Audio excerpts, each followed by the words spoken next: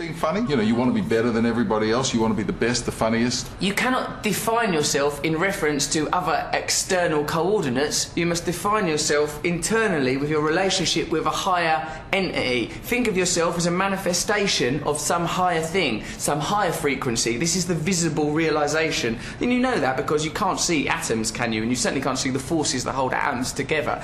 There, in the micro quantum world, Richard, lie the answers to everything. We can't understand it with our logical, rational minds, but we feel it intuitively. Get yourself in alignment with that stuff and you beam like the sun. Jeepers creepers. Yeah, man.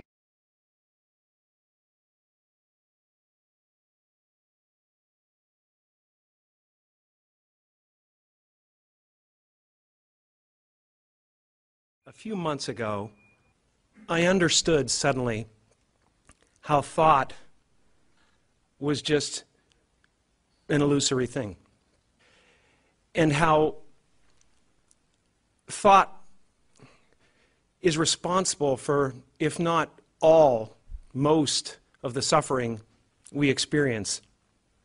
And then I suddenly felt like I was looking at these thoughts from another perspective, and I wondered, who is it that's aware that I'm thinking?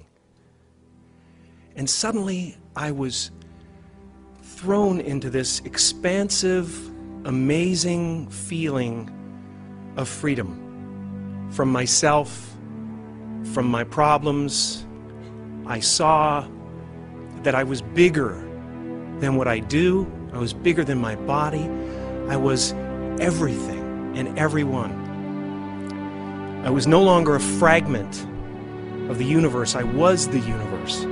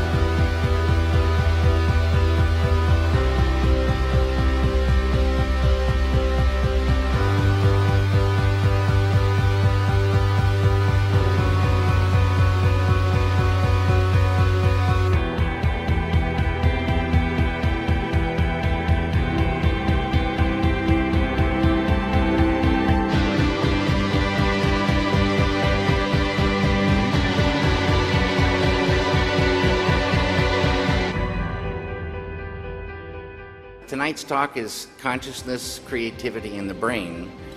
And if you have a golf ball-sized consciousness, when you read a book, you'll have a golf ball-sized understanding. When you look out, a golf ball-sized awareness.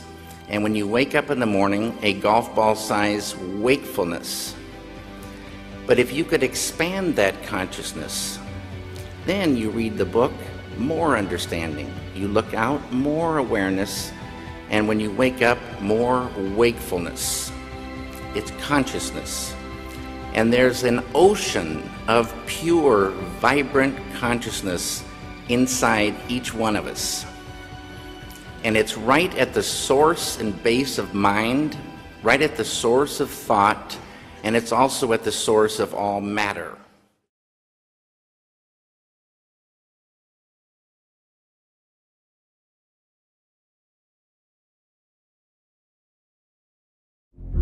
What is the self? Most of us share a strong intuition that our own self is an irreducible whole, that there must be some place in our brain where our perception and our sensation all get together and create thoughts and imagination and define our future. But neuroscience today is discovering that there is no single brain structure that embodies the self, and it's pointing to the fact that what is creating the sense of self is a complex mental neurological map allowing us to function as one single organism. Biology tells us that the human body is actually an ecosystem of trillions of bacteria bacteria, microbes, viruses, all with their evolutionary agenda.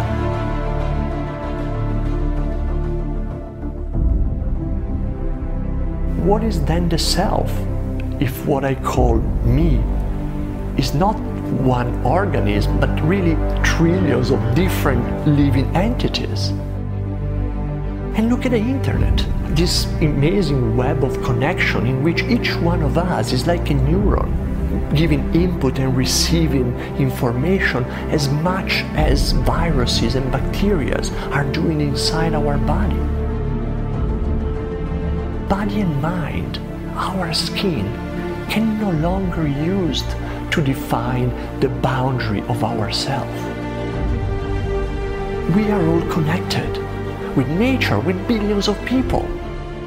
Could it be this illusionary image of ourselves as separate beings that is keeping us in this perpetual state of anxiety, scarcity, fear, dissatisfaction, and leading us as a society at this very delicate point in evolution with the current ecological, economic, and social crisis?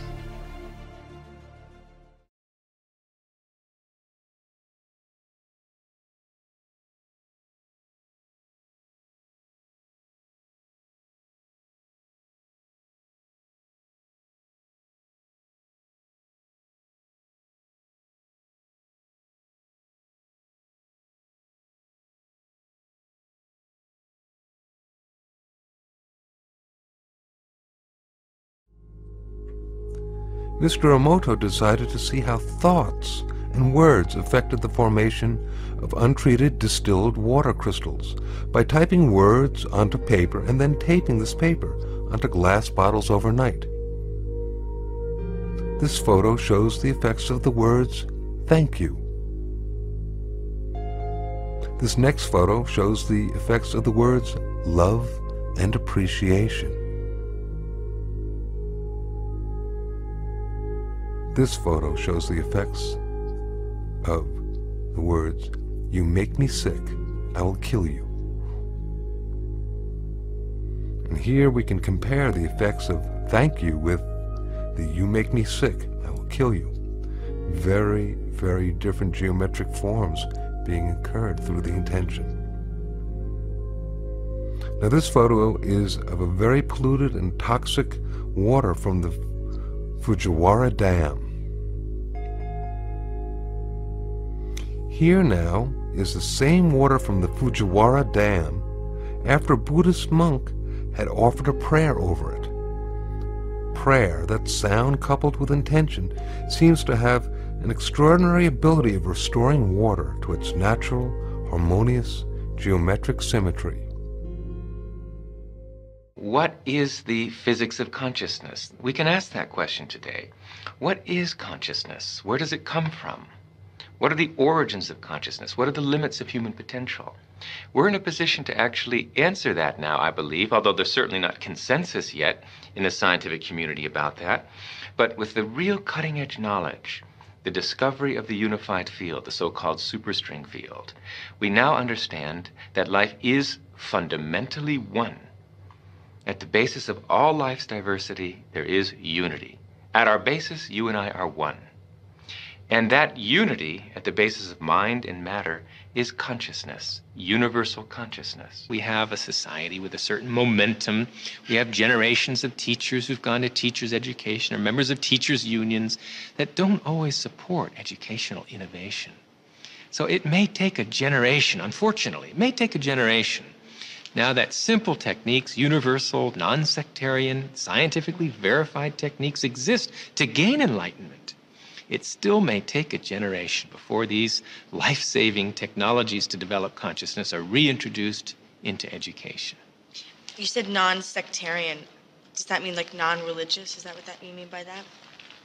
The experience of pure consciousness really transcends any one religion or any one philosophy. It's as scientific as it is religious. It is, after all, a state of functioning of the brain, maximally expanded comprehension. It's the direct subjective experience of the scientifically discovered unified field of all the laws of nature. Is that religious? Perhaps, but it's scientific too. So there's no reason that it should be disbarred from education. Otherwise, we're going to get the same old result. 5% development of our mental potential, another generation of war and terrorism and human cruelty. And that'll go on forever until the experience of life's essential unity is bestowed and the brain is properly developed. Our true consciousness does not exist in our brains or in our bodies. But this illusion of our individual bodies, along with the misinformation of our true origins, has manifested the idea that we all think independently from one another. With this misunderstanding, it would seem impossible to scientifically explain telepathy, clairvoyance, spiritual mediums, and other phenomena dealing with transferring information between sources without physical means of communication. But when you understand that there is a common spiritual bond between all things in the universe, and that we are all part of one divine intelligence, no phenomena is unexplainable. The blank matter within the most basic building blocks of perceivable existence is malleable and molded by intent. This means that consciousness shapes our reality. This seems difficult to accept for most, and it is quite understandable.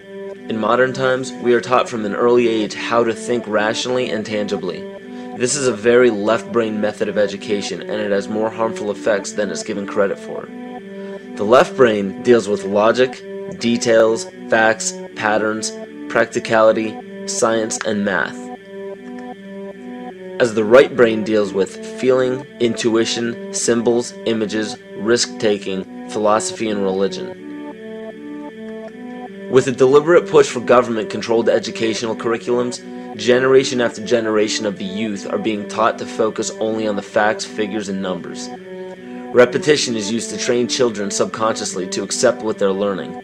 Children aren't rewarded for questioning the validity of the information they receive. They are ridiculed. However, the children who blindly accept the information as true and merely regurgitate the information on command when it is time to take a test, those children go on to become the decision makers in our government, law, medicine, business, and every other occupation with power and prestige.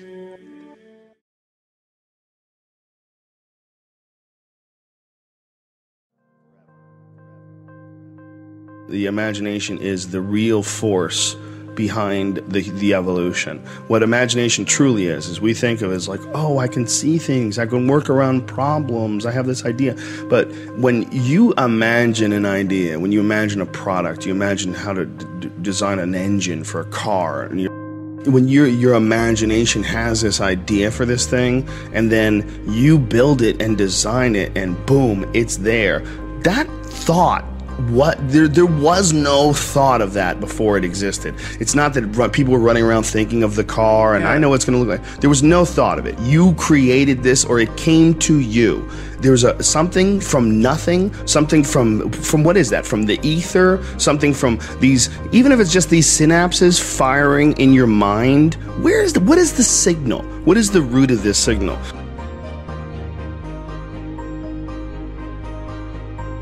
It is possible that the imagination is something that is information that is out there, like the idea of the Akashic records, the idea of that there's shit out there, and that what we are is little antennas, and that when we tune into something, if we pick up this signal for the engine, and someone picks that up, excellent. Once that piece is in place, and then it flowers and blossoms like a Fibonacci sequence on a fucking a sunflower. You know, it all bursts out, exponentially in certain directions, and then that starts creating more inventions, which also burst out. But all of them emanate in the imagination initially. All of them have to be thought up. All of them have to be created by the human mind.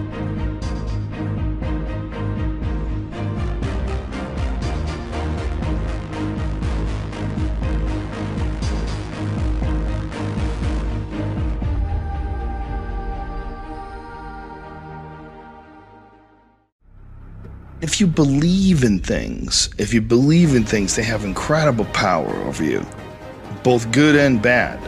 And who's to say that's not real? There's like the idea of the placebo effect. Like I give you a sugar pill and all of a sudden you feel better because you thought I gave you medicine. Well, still you feel better.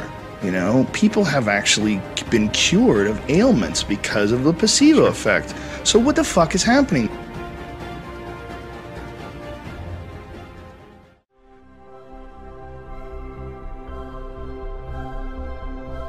I'm not sure what this is, and I don't think you are either. I think you can pretend that you're sure because it makes you feel better at night, and you can pretend that everything that you can't hit with a hammer isn't real, and it's just your imagination. It's just what the fuck is consciousness, man? What is this? What is life? What is this idea that, oh, I'm gonna call Bert Kreischer and ask him to come over to my house, and Bert somehow or another navigates his way through space and time and arrives at my doorstep, and us friends get to communicate, and we're talking into some fucking thing that takes all of our voice and all the shit that we say and throws it through some internet and breaks it down to ones and zeros, where it's then interpreted by other people's computers in real time. What the fuck is this? Don't tell me you know what this is. This is bizarreness. It is. If life wasn't real, it would be the craziest psychedelic trip ever. It's almost like what a real psychedelic trip is something you're not used to. Something it just throws you off. Yeah. But life itself is the most uber bizarre thing ever.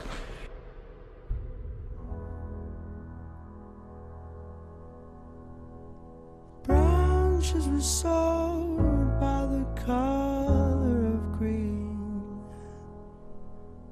Ground had a rose and I look up at the night sky, and I know that, yes, we are part of this universe. We are in this universe. But perhaps more important than both of those facts is that the universe is in us. When I reflect on that fact, I look up. Many people feel small because they're small and the universe is big, but I feel big because my atoms came from those stars. There's a level of connectivity. That's really what you want in life. You want to feel connected. You want to feel relevant. You want to feel like you're a participant in the goings-on of activities and events around you. That's precisely what we are, just by being alive.